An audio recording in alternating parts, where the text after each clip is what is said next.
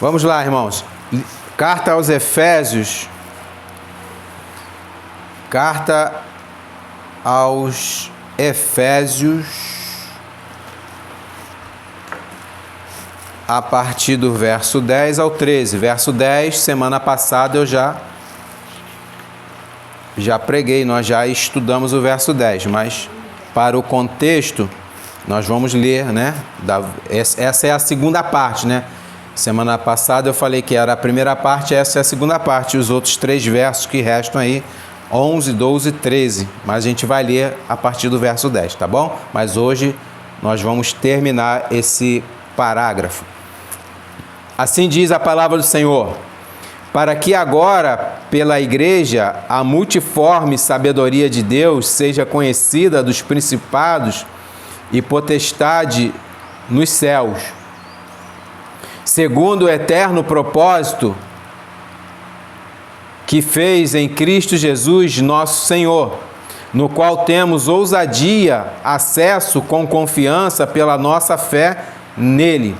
Portanto, vos peço que não desfaleçais nas minhas tribulações por vós, que é a vossa glória. Amém. Que o Senhor possa nos edificar nesta manhã com a sua palavra, que seu Espírito nos conduza aqui. Irmãos, nesta segunda parte desse sermão, iremos saber, né, que esse assunto ele foi traçado, né, do verso 11 ao 13, ele foi traçado na eternidade, ou seja, antes da fundação do mundo, no pacto eterno entre Deus Pai e Deus Filho, né? O que ele vai falar aqui, ó, no verso 11, segundo o eterno propósito. A gente vai falar sobre isso. Eternidade, né? A gente tem o entendimento que ela não tem início e muito menos fim, né? Então isso tudo aconteceu antes da fundação do mundo, como ele vai falar lá em Efésios 1:4, sobre a eleição. Segunda coisa que vamos aprender aqui, saberemos também, irmãos, sobre alguns benefícios desse propósito eterno, né? Tem alguns benefícios, né? Tipo a ousadia, a confiança, o acesso, né? Que nós temos a Deus hoje, por causa disso, por causa desse eterno propósito, né?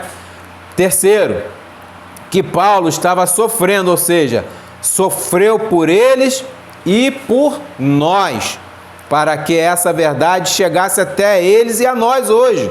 Por isso o sofrimento, né? É nesse contexto que eu falo do sofrimento de Paulo, né? Para a nossa glória e dos irmãos em Éfeso, né? Não é somente para a glória dos irmãos em Éfeso, para a nossa glória também, né? Então, também, irmãos, nós seremos encorajados com esses versos a seguir em frente, mesmo diante do perigo e do sofrimento, né? Os versos, Paulo vai nos dar o ânimo, o incentivo de seguirmos em frente mesmo ante a um sofrimento ou algum desafio que é posto no nosso caminho, na nossa frente, né? E quando eu digo, irmãos, eles e nós, é porque o verso 10 nos autoriza a sermos inclusos nesse clã. Como é isso? Ele vai dizer aqui o verso 10, né? Eu já falei, né? Na semana passada, para que agora pela igreja.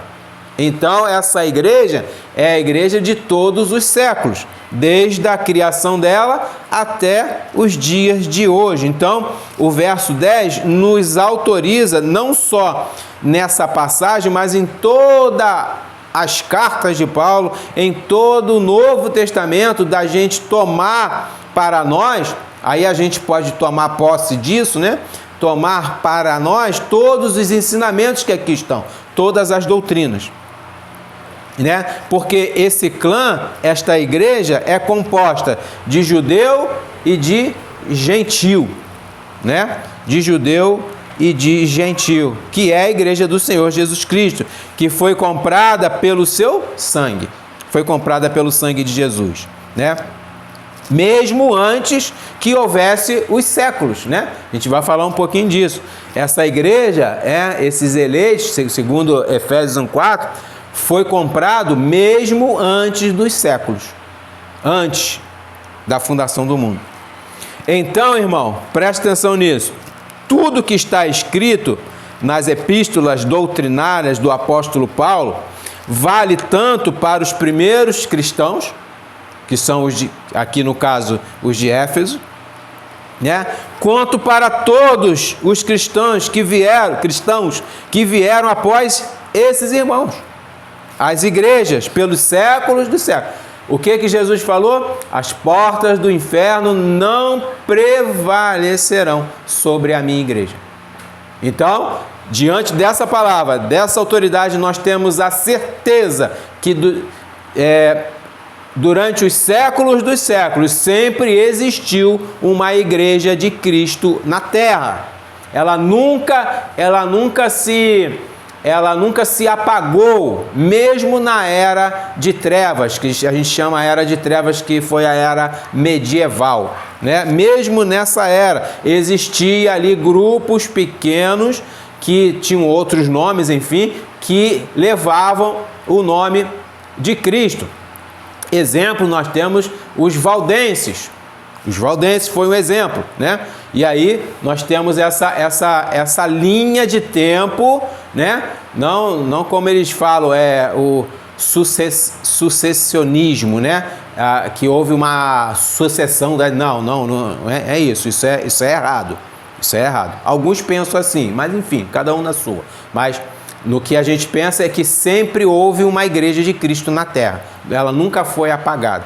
Com todos os erros, como nós somos aqui hoje, né? Sempre haverá até Cristo voltar, né? Cabe nós hoje sermos a igreja aqui, batista. Em outros séculos tinha outro nome, enfim, né? O nome não importa. O que importa é ser igreja de Cristo. A denominação foi permitida por Deus, foi. Porém, o nome não quer dizer nada. O que importa é que ela seja verdadeira e que ela esteja embasada, fundamentada na palavra de Deus. É isso. Eu poderia botar ali o nome Igreja de Cristo. Pronto, acabou. É a Igreja de Cristo. Acabou, né? Mas aprove Deus conceder os nomes, né? Nós lemos lá em Atos 2, verso 42, o seguinte: e perseveraram na doutrina dos apóstolos, e na comunhão, e no partir do pão, e nas orações. Então, eles perseveravam em quê? Na doutrina dos apóstolos. Então, esta palavra, essa doutrina, ela está permeada em todas as cartas dos apóstolos. Tanto de Paulo, de Pedro, de João, Tiago, Judas, enfim, desses que estavam aqui, que Deus permitiu que esse Novo Testamento fosse confeccionado, né? E que essas doutrinas são válidas para hoje, né? Da mesma forma que está ali, perseveraram na doutrina, nós também temos que perseverar nessas doutrinas, não só na comunhão, que alguns tiram, não. A comunhão a gente faz, o partir do pão e as orações, que seria a ceia, né? Ali, o partir do pão e as orações. Não, isso aí a gente faz, mas as doutrinas, algumas só, não são todas. Isso está errado. Isso está errado. Lembra que eu falei que eu ia falar um pouquinho da reforma? Então eu quero abrir um parêntese para falar o porquê. Um dos principais motivos que houve a reforma. No dia 31 de outubro é observado pelos cristãos reformados, como nós, o dia em que Lutero pregou suas 95 teses na capela do castelo de Wittenberg, na Alemanha, né? Ele pregou lá as 95 teses lá na capela e para debater. Era um debate. Ele prega para os outros olharem, lerem e responderem a ele, porque ele estava falando, a principal coisa era o desvio que havia tido, né, da palavra de Deus, né? Por que eu estou falando disso, irmãos? Porque o maior motivo da reforma protestante foi o retorno imediato às Escrituras. imediato, porque havia um desvio muito grande das Escrituras. Havia um desvio enorme das Escrituras naquela época, o qual a igreja de Roma havia se desviado. A igreja romana, uma igreja herética, tinha se desviado e faziam que alguns milhares de pessoas se desviassem junto com eles, né? Então, Lutero se levanta, é levantado por Deus para sair desse sistema romano. Então, criaram-se, né, os solas da reforma. E um dos solas é o sola scriptura, que quer dizer somente as escrituras. É o nosso emblema ali fora, né? Nós temos os 5 solas ali como emblema e a gente subscreve esses solas. E o principal deles é o sola as escrituras. Por quê? Porque através das Escrituras é que nós temos a nossa regra de prática e fé. É através das Escrituras que nós nos fundamentamos de todas as doutrinas. Então, não podemos sair dessas doutrinas. É impossível, né? Mas nós que somos, irmãos, descendentes desse movimento, lá do século XVI, não ficamos somente no sola Escritura, mas também em toda a Escritura. O que quer dizer toda? Toda a Escritura, não só o sola, porque eu posso vir com um verso, né, esse verso 42 de Atos 2 e pegar só a parte B, na comunhão, no partir do pão e nas orações. Pronto. Eu estou na Escritura, eu não saí dela, só que eu omiti um pedaço, que é a doutrina dos apóstolos. Por que muitos não querem ouvir essa doutrina? Porque ela é de mudança, ela é rígida, ela é rigorosa, né? Ela é rigorosa. Então, que doutrina é essa, né, irmãos? E que doutrina é essa? É o que está escrito nas cartas do Novo Testamento. Basta ler. É por isso que eu estou falando. Fecha parênteses agora, tá? Falei sobre a reforma, sobre Lutero, enfim, né? Então, que a gente guarde toda a Escritura, não somente partes da Escritura, mas toda ela, não só o sola, mas também o tota, né? Que seja guardado. Dito isto, irmãos, então nós temos aqui o quê? A Escritura nos dizendo que houve o quê? Um eterno propósito, né? E houve algo que foi feito antes da fundação do mundo em Cristo Jesus, nosso Senhor. Foi feito não em mim ou em você ou em qualquer pessoa, foi feito no Filho de Deus, esse propósito, e ele é eterno. Então, ele vai falar aqui que pela igreja, né, no verso 10, pela igreja agora é proclamado e conhecido esse eterno propósito de Deus em Cristo Jesus, nosso Senhor, né? Ele é conhecido, segundo o eterno propósito, verso 11 aí, em Cristo Jesus, nosso Senhor. Sem essa ideia, então, irmãos, de que a igreja é um parêntese na história. Primeira coisa que vamos aprender aqui, a igreja não é um parêntese na história. A igreja estava inserida na história desde antes da fundação do mundo. A igreja de Cristo estava incluída na história, determinada, decretada, predestinada a existir desde antes da fundação do mundo, porque isso era o quê? Um eterno propósito que foi feito em Cristo Jesus, nosso Senhor. Em Cristo Jesus. Entende? Então, sem essa de falar que a igreja é um parênteses, ela faz parte da história, como os hebreus fizeram parte, como o Antigo Testamento foi parte, foi tudo decretado pelo autor dessa história, que é Deus nosso Senhor. A igreja, irmãos, era e sempre foi um plano eterno de Deus com seu Filho. Porque se não existisse o antes da fundação do mundo, aí sim, aí poderia falar, não, Deus abriu, Deus ele ele age conforme as circunstâncias.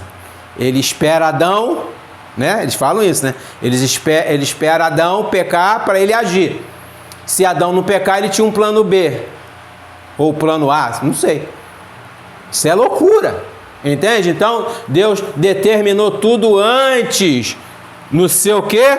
Eterno propósito. E ponto, e acabou. Mas não, eles ficam brigando. Tem várias brigas na internet aí. E fora da internet, irmãos, se dizendo irmãos, que eu acho que não são, enfim, mas ficam brigando. Leia a Bíblia. Leia a Bíblia. É igual essa guerra que está acontecendo em Israel. Ore para Israel, vamos fazer um jejum para Israel. Ninguém quer fazer um jejum por Santa Cruz, que está em guerra. Ninguém quer fazer um jejum na internet, se colocando lá pela Vila Aliança, que está em guerra. Ninguém quer fazer um jejum se colocando a cara na internet para jejuar pelo bairro de Bangu, que vive em guerra. Ninguém quer fazer o jejum pela favela da Maré, pelo complexo da Maré, que vive em guerra, pelos policiais que vivem em guerra. Ninguém quer fazer esse jejum. Não, é Israel. Não tem nada contra Israel, não, irmão. São gente como nós. Eles carecem, Israel, eles carecem de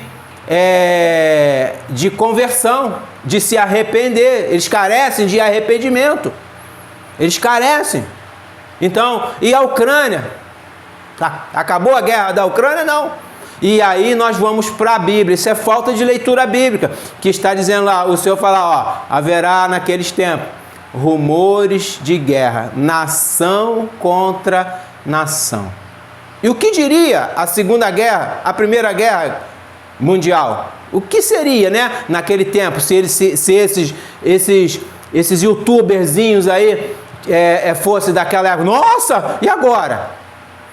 A Alemanha é o anticristo? E eles iam falar, porque mataram milhões e milhões de judeus. E não acabou.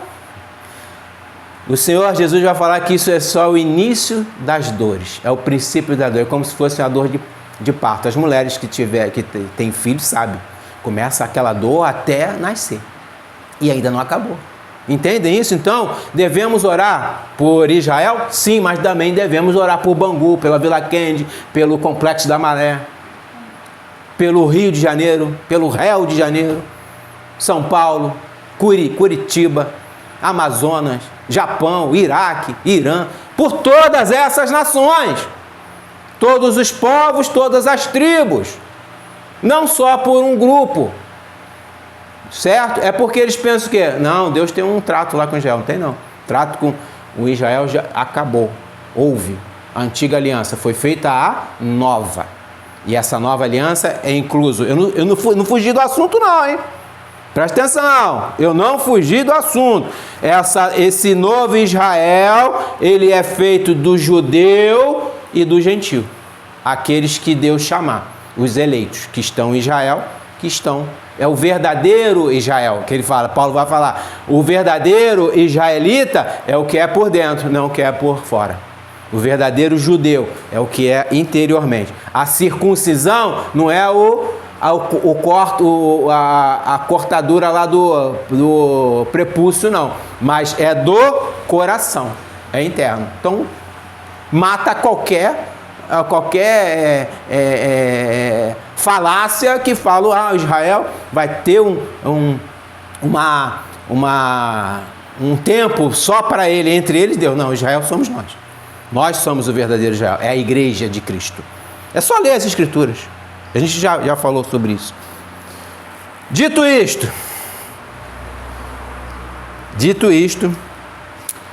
então, irmão, foi pela igreja que houve a eleição, foi por causa dela que houve a eleição, pois a igreja ela é composta dos eleitos de Deus, como eu falei, de todas as nações, de todas as raças e de todas as tribos, o verdadeiro Israel de Deus, o Israel celestial, a Jerusalém que vem do céu, não a da terra está corrompida aquilo lá, a que vem do céu, Cristo destruiu, Deus destruiu Jerusalém no ano 70, destruiu no ano 70. O templo acabou-se o templo, acabou. Entende? Então agora é pela igreja que essa mensagem é levada, é pela igreja, segundo o eterno propósito de Deus. E ninguém tem nada a ver com isso. A história é de Deus, a história é do Senhor. É difícil? Não é difícil, meus irmãos. Não é difícil.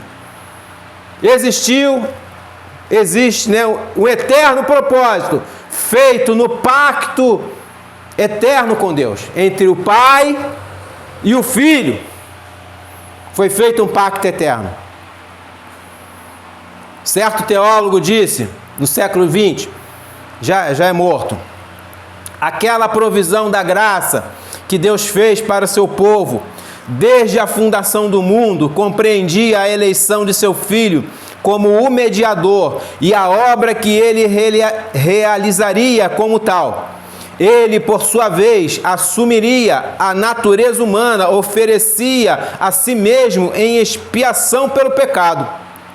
E seria exaltado dessa condição para a destra de Deus nos céus. Ele obteria a supremacia em sua igreja e, sobretudo, em favor dela, administraria as bênçãos que consumariam a sua obra redentora para a salvação das almas. Tudo isso foi parte de um assunto.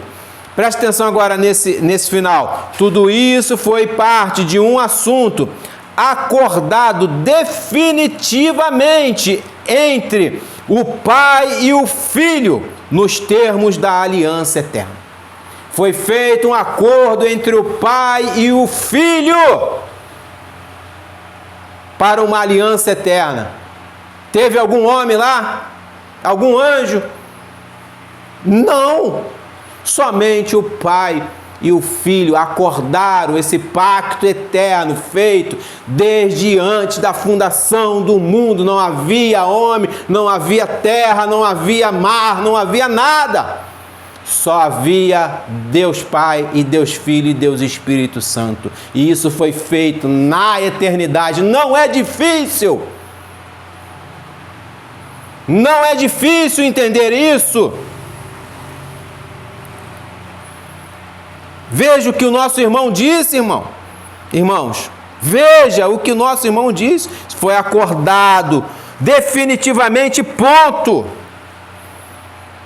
Tudo isso foi definido e determinado nesse pacto eterno, nesse eterno propósito. Nada pode ser mudado desse pacto. Nenhum eleito pode ser tirado e nenhum não eleito pode entrar no pacto. Nenhum. Então, essa situação, vou dar uma marretada em alguém aqui agora. Essa situação do batismo infantil foge toda a situação da eleição. Porque quem está no pacto é quem está eleito. Quem está no pacto é quem está eleito. Como é que eu batizo uma... Por que há o batismo infantil? Que eles falam que a criança entra no pacto. Aí a criança cresce, e ela não quer fazer parte do pacto. Aí ela sai. Que pacto é esse que você pode entrar e sair? Que conversa fiada é essa? Por isso que nós somos contra o batismo infantil. Existe um pacto de uma eleição. Entende? A criança pode estar no pacto? Pode, irmão. O Senhor falou, ao reino pertence a elas. Mas não é necessário que a gente batize uma criança que não sabe muito mal falar. Fica balbuciando línguas estranhas. Né? Fica falando lá, babá, mamá, daná, neni, nanó, né? Línguas estranhas. Você não entende. Entende isso? Então, nada pode ser mudado. Nada. Por isso que existiu um pacto. E nesse pacto só entra os eleitos. Não somos nós batizando nossos filhos que eles vão entrar no pacto. Nananina não. Negativo. Meganoito. Meganoito. Tudo está divinamente, irmãos, sabiamente prescrito antes da fundação do mundo. Percebem isso? Que essa se trata da soberania de Deus, da soberania do imutável, insondável Deus. Eles mexem na soberania deles. Eles querem, não, Deus fez até aqui, agora é com a gente. Que conversa fiada é essa? Né? Que ele faz e fez todas as coisas segundo o beneplácito e conselho da sua vontade, segundo o eterno propósito que fez em Cristo Jesus, segundo a sua vontade. E não há homem ou poder no mundo, irmão, que possa mudar isso. Vou ler um texto agora que pode ser que cale-se, mas quando o cara é obstinado, quando o carniça é obstinado, ele não ouve. O ouvido dele está tapado igual a víbora, não tem ouvido, ele não escuta. É uma víbora, uma serpente, é o filho do cão. Ele não ouve. Vou ler um texto agora que vai acabar com o chamado Deus, que eles chamam Deus de D minúsculo, livre-arbítrio. Vai acabar com essa porcaria, com essa imundície. Obra do cão. O soberano Deus, irmãos, traçou, né? Ele não muda as coisas, ou o próprio destino que o soberano Deus traçou para as nossas medíocres vidas. Ele não muda. Ou deles, não importa. Ele não muda. É aquele ponto, você não tem como mudar o seu destino. Diz assim a palavra do Senhor: porventura pode o etíope mudar a sua pele? Ou o leopardo as suas manchas? Responda quem puder. Não está na palavra não, isso que eu estou falando, tá? Então, assim diz a palavra, então podereis vós fazer o bem, sendo ensinados a fazer o mal? Jeremias 13, 23. Pode. Nós que somos ensinados a fazer o bem, agora vamos a fazer o mal, agora vamos fazer o bem? O leopardo, não gosto dessa manchinha aqui não, deixa eu tirar, vai passar a língua ali e tira. O etíope vai passar branquinho na pele, não tem como. E vice-versa, né? Ele falou etíope, é a palavra de Deus, né? Não venha com racismo não, que eu não sou racista, tá? É a palavra que está falando. Mas pode isso? Pode você mudar a árvore que nasce torta? Pode você mudar o fruto da bananeira? Não, eu não quero banana, eu quero jabuticaba aqui. Não pode. É impossível. Então, tudo que Deus fez é imutável. O homem é que muda toda hora, a peste do homem, né? Então, irmão, sabendo que nada mudará os desígnios de Deus, então diz as Escrituras. Vou andar um pouquinho em alguns versos aqui rapidamente.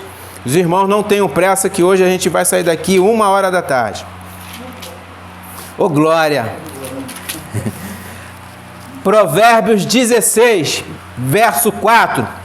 O Senhor fez todas as coisas para atender aos seus próprios desígnios, até o ímpio para o dia do mal. Eita! Ele fez todas as coisas para atender os seus próprios desígnios. Acabou. Até o ímpio para o dia do mal. No verso 9 ele vai falar: o coração do homem planeja o seu caminho, mas o Senhor lhe dirige os passos. Nós planejamos. Exemplo, ontem eu saí de casa, eu ia para um lugar, só não fui, Deus não deixou eu ir para aquele lugar, eu fui para outro. Que era parecido, mas não aquele lugar que eu tinha planejado para ir. A gente planeja os nossos passos, o nosso caminho, mas Deus é que dirige os nossos passos. Ele nos desvia, Você não vai para aí. Tipo Paulo. Paulo queria ir para a Ásia e o Espírito Santo falou, não, você não vai para a Ásia. Você vai para outro lugar. Provérbio 19, verso 21, vai dizer: muitos propósitos há no coração do homem, porém o conselho do Senhor permanecerá. O que é o conselho do Senhor? A vontade. Acabou. Provérbios 20, 24, vai dizer: os passos do homem são dirigidos pelo Senhor. Como, pois, entenderá o homem o seu caminho? Eita, essa é uma pancada, né? Os passos do homem são dirigidos pelo Senhor. Como, pois, entenderá o homem o seu caminho? Não tem como.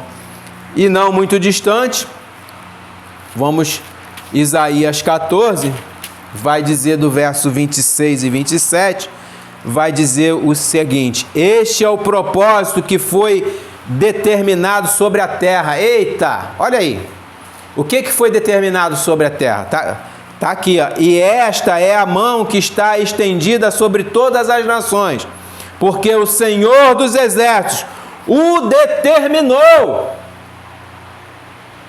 Para não dar vontade de pegar essa palavra assim, determinou, e ó, engole, filho. Não mastiga não, engole direto. Para que você veja que Deus determina, Ele decreta, Ele não permite. Deus não permite coisa alguma. Deus determina e decreta, e ponto. Ele manda. Vai lá e faz isso e acabou. Ele permitiu uma ova. Ele decretou e mandou, porque Ele é soberano. Aí ele vai falar assim, ó: quem o invalidará? Quem é o homem que pode invalidar o que Deus determinou? Nenhum, irmão.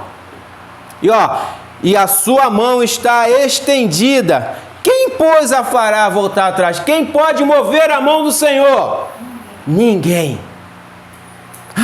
Eu vou orar para mover a mão do Senhor. Não vai acontecer. O que vai acontecer na sua oração, não estou falando que a gente não deve orar, que eu oro muito, tá? A oração, ela vai falar o quê? Que seja feito conforme a vontade do Senhor. Não é conforme a minha, Senhor, eu quero que o Senhor faça isso. Esses que pensam assim, deveriam orar assim. Não é que seja feita a sua vontade. Não, a minha vontade que tem que ser feita. Eles deveriam ser sinceros, mas eles não são. Na hora da oração, eles falam, seja feita a vontade. Ué, eu quero tantas coisas, irmãos, mas não acontece, porque é feita a vontade do Senhor, e eu sou alegre por isso. Eu amo a Deus por causa disso, porque é feita a vontade dele e não a minha, porque eu sou humano, errado, pecador. Eu vou fazer besteira, com certeza, com certeza, mas o que vem do Senhor é justo e agradável a gente. Entendem? Então, sem essa firula. E eles não leem. Pode o leopardo tirar as suas manchas? Está incomodado? Eu não quero. Essa manchinha aqui eu não quero. Deixa eu lamber, ver se sai. Não vai sair, meu filho. Vai encher a boca de pelo. Né? Não sai. Não sai. Então, irmão, sabendo também que tudo isso foi determinado na eternidade, antes dos séculos, e somente agora revelado na plenitude dos tempos. Somente agora que foi revelado através de Cristo, né? Todas essas coisas, né? Para nós hoje, né? E antes para os nossos irmãos lá em Efésios.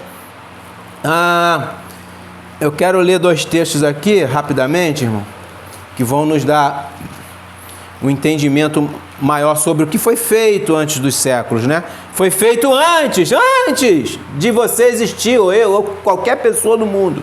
Antes de Adão, pronto. Ficou simples agora, né?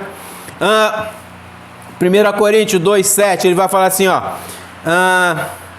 mas falamos a sabedoria de Deus, oculta em mistério, a qual Deus ordenou, depois de Adão, no tempo de Pedro,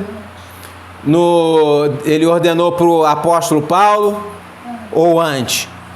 Antes. A qual Deus ordenou antes dos séculos para a nossa glória. Antes dos séculos. Não foi depois nem durante. Foi antes. Então havia o quê? Algo ordenado, determinado. Foi lá, o Senhor vai falar lá em Isaías, eu determinei. Se há alguma coisa que essas igrejas, quando falam eu tomo posse, seja a determinação de Deus. Que Deus tenha misericórdia deles. Porque eles não ouvem, eles não leem, não é possível. Ou eles estão com uma Bíblia falsificada, que é bem provável. Essas Bíblias falsificadas aí, essas Bíblias corruptas que nós temos hoje aí, né? Não vou falar delas, mas é isso. Romanos 16, verso 25. Ora, aquele que é poderoso para nos confirmar, segundo o meu evangelho e a pregação de Jesus Cristo, conforme a revelação do mistério, que desde tempos eternos, olha aí, desde o quê? Tempos eternos esteve oculto. Desde quando? Antes da fundação. Desde antes dos séculos. Desde existir hora, dia, sol, lua, terra, mar, céus, estrelas, anjos. Isso foi designado na eternidade, o que estava oculto. E hoje nós temos a revelação em Cristo. E dentre tantos outros, que não dá tempo aqui de falar desses textos todos. É muito texto. É muito. Principalmente no Novo Testamento. Enfim, vamos seguir em frente. Verso 12, ele vai falar aí, no qual temos ousadia, acesso com confiança pela nossa fé nele. Nele quem? Em Deus, em Cristo, né? Então, irmão, através desse termo, que é o eterno propósito em Cristo, nosso Senhor, nós agora temos o quê? A permissão, ou seja, a autorização, a coragem de nos achegarmos a Deus pela fé que nos é dada para isso. Entende? A fé que nos é dada é para isso, para nós nos achegarmos a Deus, ao templo de Deus. Quem é o templo de Deus? Quem é o tabernáculo de Deus? Cristo Jesus, nosso Senhor e Salvador.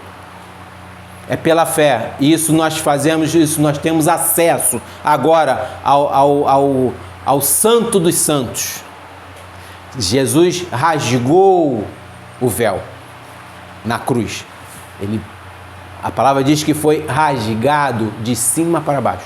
Houve um tremor na terra. Estava sendo rasgado o véu.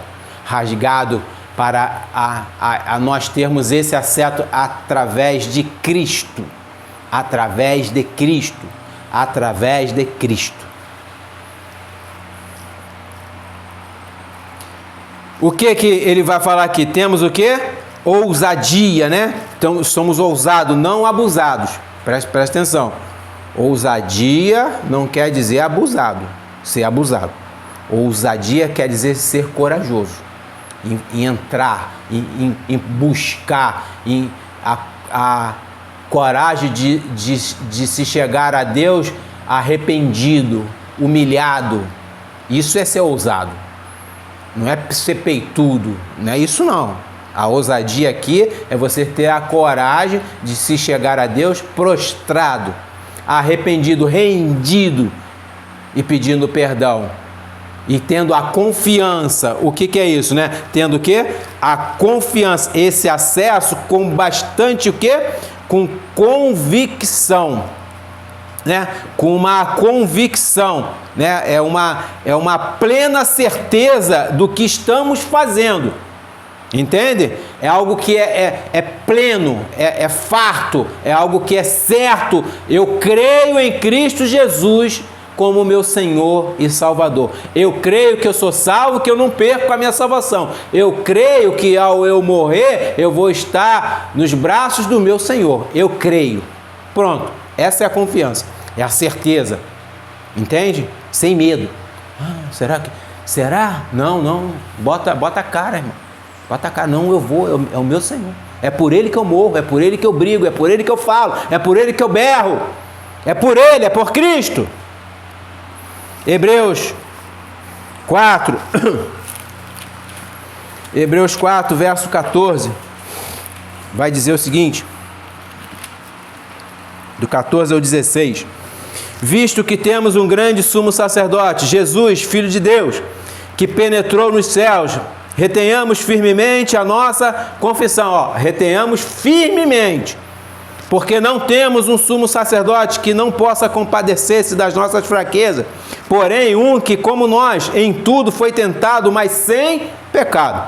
Cheguemos, pois, com a confiança, com a certeza, ao trono da graça, ao trono de Deus, para que possamos alcançar misericórdia, perdão, e achar graça nele, a fim de sermos ajudados em tempo oportuno, ao fim de que sejamos aceitos, agradáveis a Deus, que sejamos ajudados por ele, vinde a mim, não é isso que Jesus fala? Vinde a mim todos aqueles que estão sobrecarregados, cansados, mas vai com confiança, vai com ousadia, com coragem. Não, eu vou, não vou me arrepender. Jesus fala que aquele que mete a mão no arado e olha para trás não serve para ser servo dele, discípulo dele, não vai entrar no reino de Deus. O covarde, o que não, eu tenho, larga as suas coisas, meu irmão, larga essa bagagem. Capítulo 10 de Hebreus ainda, capítulo 10, versos 19 ao 23, vai dizer o seguinte: tendo, pois, irmãos, ousadia, coragem, para entrar no santuário pelo sangue de Jesus. Então você vai entrar no santuário de Deus, não é por qualquer coisa, é pelo sangue que foi derramado na cruz. Ele vai falar aqui, pelo novo e vinho caminho que ele nos consagrou, pelo véu, isto é, pela sua carne, que foi rasgada, pela carne de Cristo, pelo sangue e pela carne. E tendo um grande sacerdote sobre a casa de Deus, cheguemo-nos com o verdadeiro coração. Cheguemo-nos a Deus com o verdadeiro coração. Deus vai falar, Cristo vai falar, Deus procura os verdadeiros adoradores que o adorem em espírito e em verdade. Deus sonda os corações. Não adianta se chegar a Deus com segundas intenções, não, irmãos. Vai dar ruim. Como diz o outro, vai dar ruim. Vai ser legal não, hein? Chega verdadeiramente, com interesse, com inteira certeza de fé. Tendo a fé, não, Ele é meu Salvador. Eu vou me achegar a Ele. E Ele vai me receber. Tendo os corações o quê? Purificados da má consciência, o corpo lavado com água limpa. Retenhamos firmes a confissão da nossa esperança, porque fiel é o que prometeu. Ele prometeu, presta atenção nisso, há uma promessa que Ele vai receber a todos que o buscarem. Ele vai receber a todos que o buscarem em espírito e em verdade, porque Ele procura esses verdadeiros adoradores, e aquele que se chegar a Cristo, a Deus desta forma, será aceito no reino dos céus. Será aceito.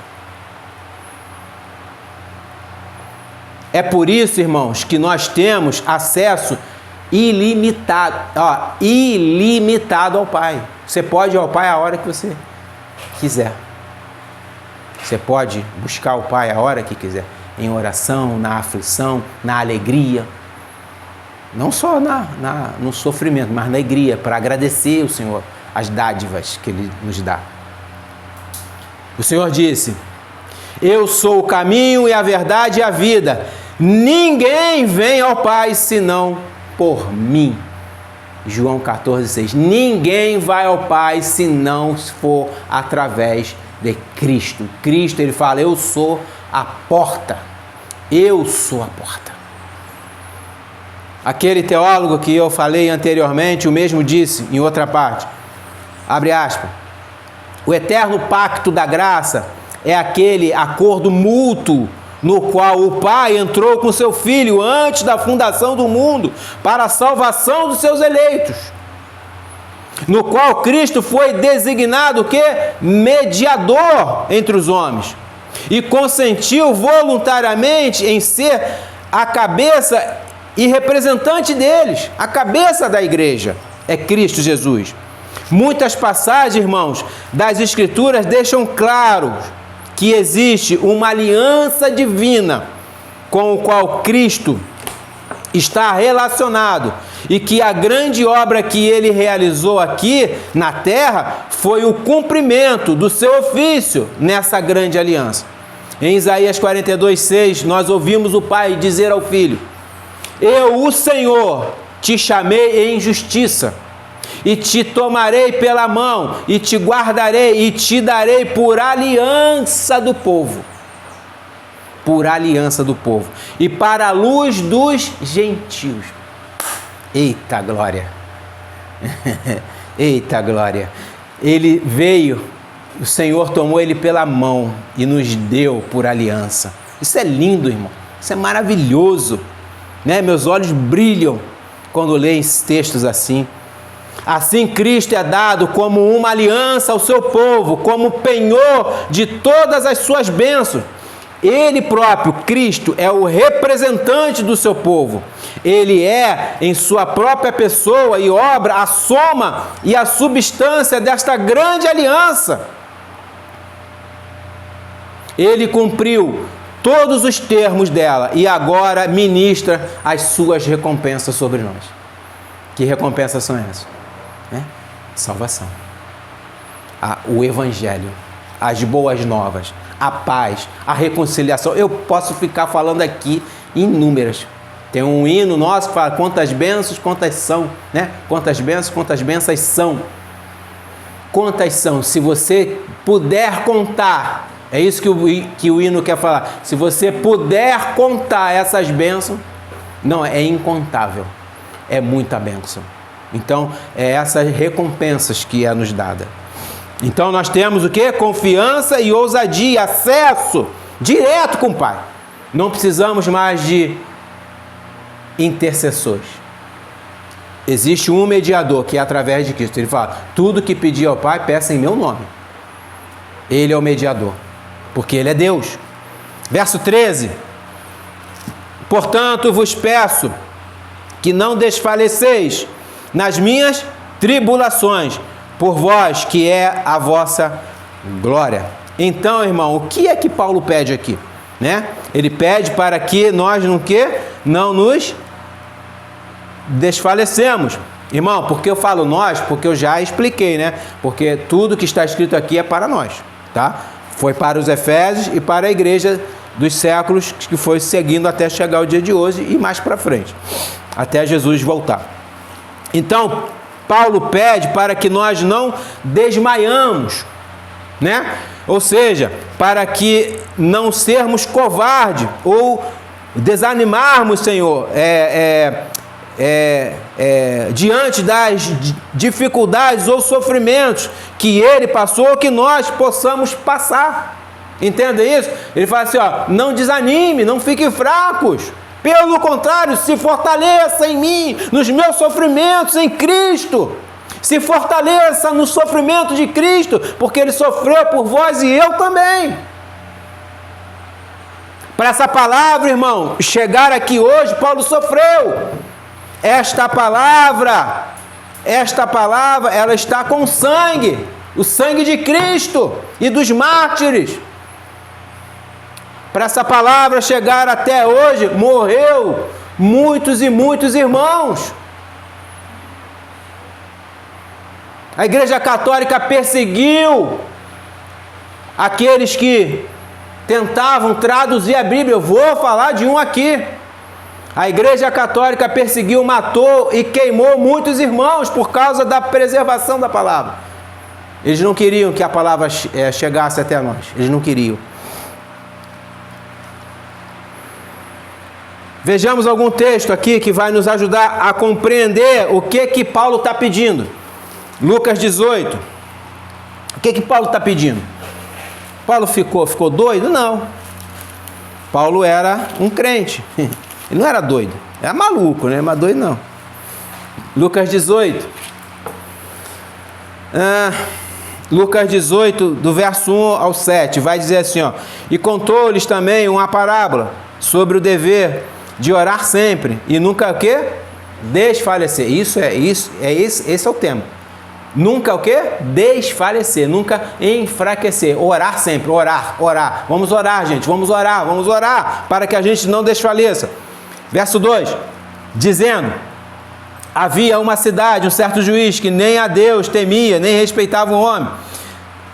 Isso tem a ver com alguns juízes que nós temos hoje aí, né? Havia também naquela mesma cidade uma certa viúva que ia ter com ele, dizendo: faze-me justiça contra o meu adversário. E por algum tempo não quis atendê-la, mas depois disse consigo: ainda não temo a Deus, nem respeito os homens. Todavia, como esta viúva me molesta, hei de fazer-lhe justiça, para que enfim não volte e me importune muito. E disse o Senhor: ouviu o que diz o injusto juiz? E Deus não fará justiça aos seus escolhidos, que clamam a Ele de dia e de noite, ainda que tardio para com eles? O que Paulo está falando? O que Paulo está pedindo? Ele olha para Lucas e vai falar: olha só, a palavra diz, o Senhor diz, a viúva, ela pleiteia ao juiz injusto algo que era para o juiz injusto inconcebível. Mas como ela não parou, ele diz, de molestar ele, de perturbar ele cedeu esse pleito a ela. Ele cedeu o que ela estava querendo. Ele deu. Aí ele vai falar: imagine o nosso Pai, o nosso Deus, né? Imagine Deus, ó, e Deus não fará justiça a quem? Aos seus escolhidos? A nós? Deus não fará? Deus não fará? Ele fala assim: não desfaleça, né? Não desanime, ore sem cessar, não desista. É isso que Paulo está pedindo a gente. Não desista, não faça com o que essa obra de Deus, de Cristo, o propósito eterno dele, tenha sido em vão na sua vida. Não foi, porque você é um eleito escolhido do Senhor. Então, persevere. Persevere,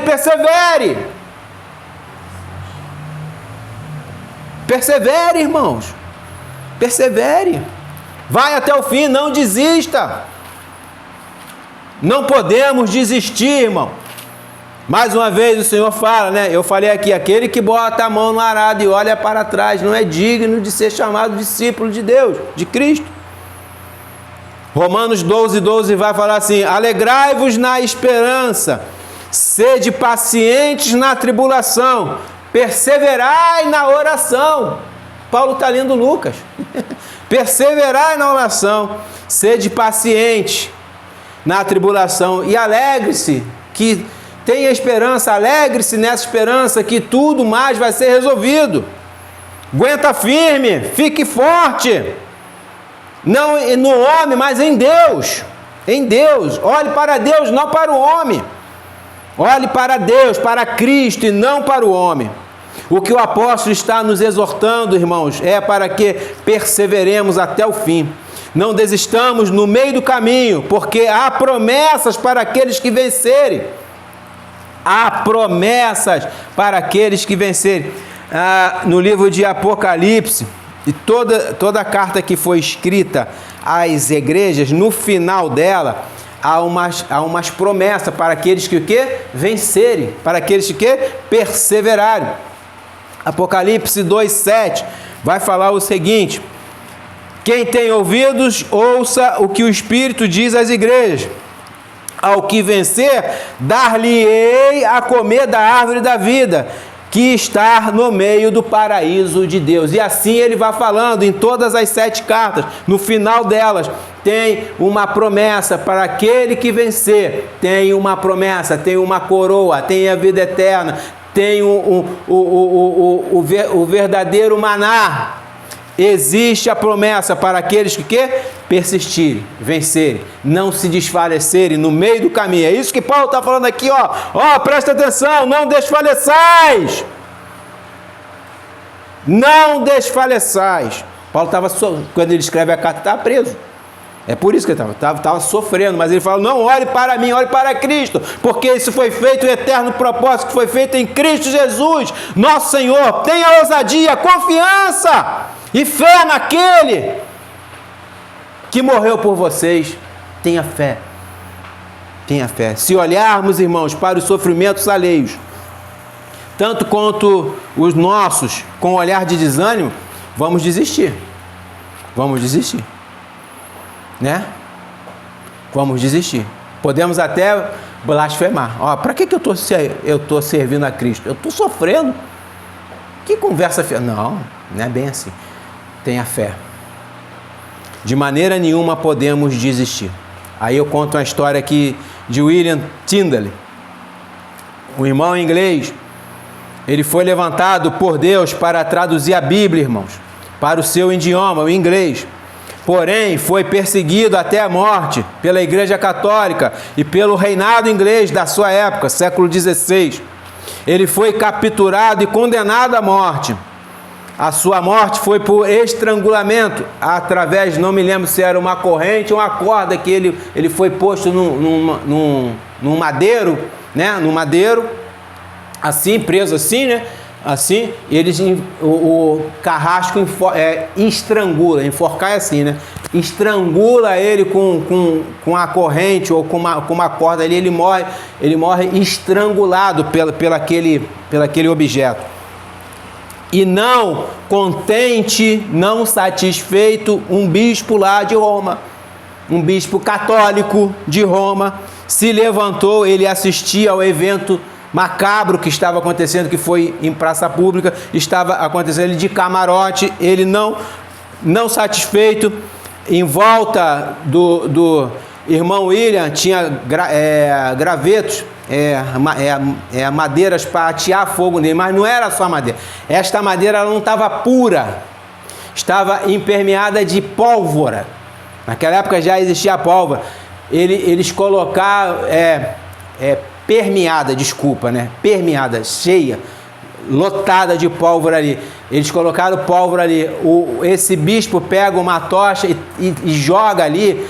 O corpo do William, além de pegar fogo, explode em pedaços. Explode, que a pólvora pega fogo, explode em pedaços. Ele não estava satisfeito dele ter morto só por estrangulamento. Ele estava com tanta raiva do que estava acontecendo, estava tão odioso, que ele explode o corpo do nosso irmão.